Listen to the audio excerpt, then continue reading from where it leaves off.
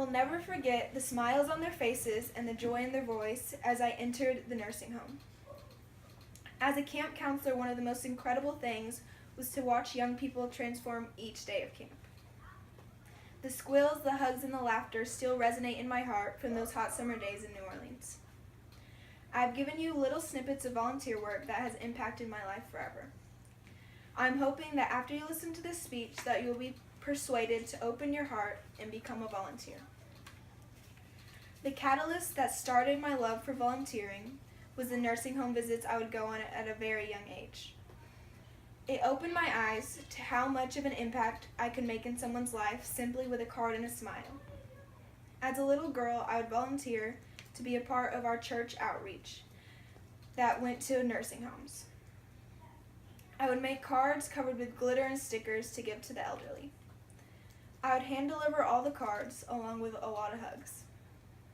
I never realized until I was older that many of these individuals might only see their family once or twice a year or on holidays. When I entered the room, I was able to be the missing piece for them and bring them some comfort and joy. As they would squeeze my cheeks and hug me, many would say I reminded them of their granddaughter or great-granddaughter. I would always show up with a bag full of cards and leave with a heart full of joy and memories. I have been volunteering with a local ministry, House of Faith, since I was 11 years old. I have served in many of the outreaches they offer, but the most impactful is summer camp. I was a counselor for 5th and 6th grade girls. Camp is 5 full days of nonstop mental, physical, and emotional exhaustion. I will never forget the feeling of laying my head down at night and waking up feeling like the alarm went off 5 minutes later. Spending the days and nights with these girls and seeing them change throughout the week was life-changing for me. I was always amazed at how in 5 short days these girls were changed so immensely. It always seemed like the ones who did not really want to be there were the saddest when it was time to leave.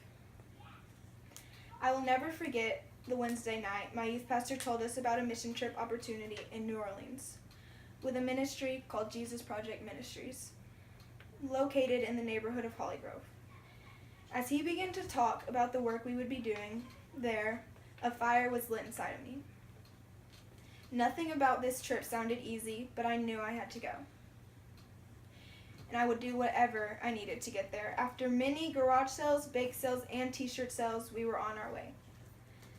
As I rode in the sweaty, hot van, I remember the anticipation that I felt. I had no idea how much this trip would radically change my life. At the moment the vans pulled in, we began to serve. As the kids began to flood into the building, you could feel the excitement. The day consists of stories, music, crafts, and playing. Each one had their own unique personality, but one thing that was consistent was each one was always happy to be there.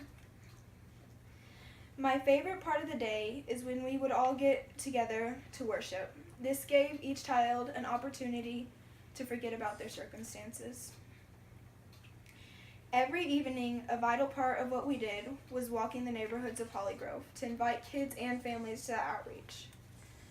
At the outreach, JPM gives a backpack and school supplies to hundreds of kids. Each evening, as we walked the streets, it made me grateful for what I have and made me realize how much I had taken for granted. Even though they had so little, they still had smiles on their faces, and they were so thankful for that we were there. My favorite day of the trip is the homeless outreach. I met this man named John who was 80 years old and had lived on the streets for over 20 years.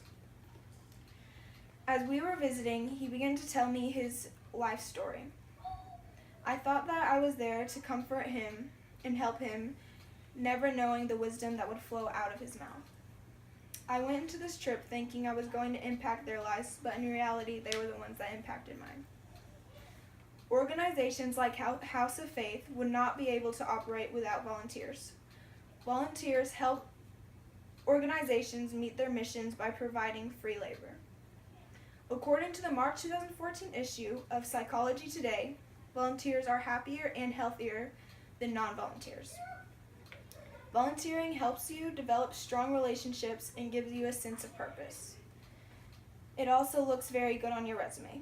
In May 2015, Livestrong says, "A history of volunteering demonstrates your commitment to the community and willingness to work for the betterment of others." There are many incredible local organizations that you can volunteer with. Meals for the Elderly, Pregnancy Help Center, United Way for the Concho Valley, Rush Street Ministries, Concho Valley Regional Food Bank, and any type of children's sports team would be an amazing place to get involved and give back to the community.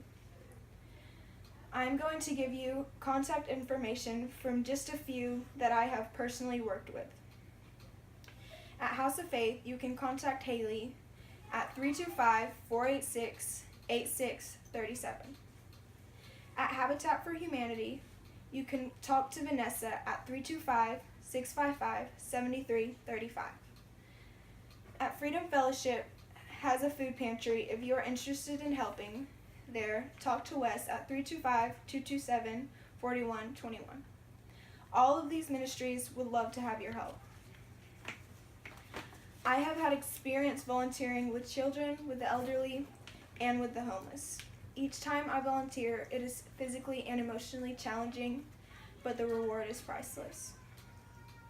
Being a volunteer strengthens the community and you as an individual. The rewards of volunteering far outweigh the cost.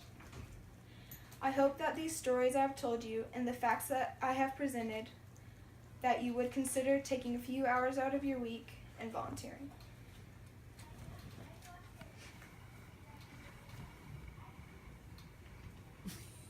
I think we gotta keep the first.